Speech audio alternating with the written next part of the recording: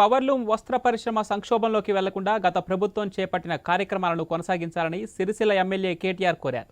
Sircilla powerloom పరిశ్రమపై ఆయన tweet చేశారు. గత 10 ఏళ్లలో అక్కడ పరిశ్రమ ఎంతగానో అభివృద్ధి చెందిందని, నేతన్నల జీవితాలు మెరుగుపడటమే కాకుండా తమ కార్యకలాపాలను విస్తరించారని పేర్కొన్నారు. బీఆర్ఎస్ ప్రభుత్వం అందించిన సహకారమే దీనికి ప్రధాన కారణమన్నారు.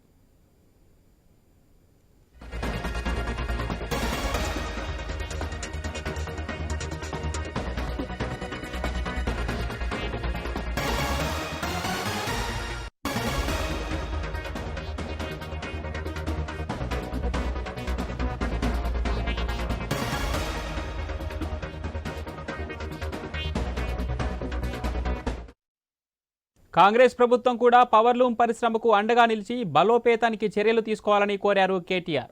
ప్రభుత్వ సహకారం ఉంటే తమిళనాడులో ఉన్న తిరుపూర్ వస్త్ర పరిశ్రమతో సమానంగా పోటీ పడగలిగే అవకాశాలు ఉన్నాయన్నారు.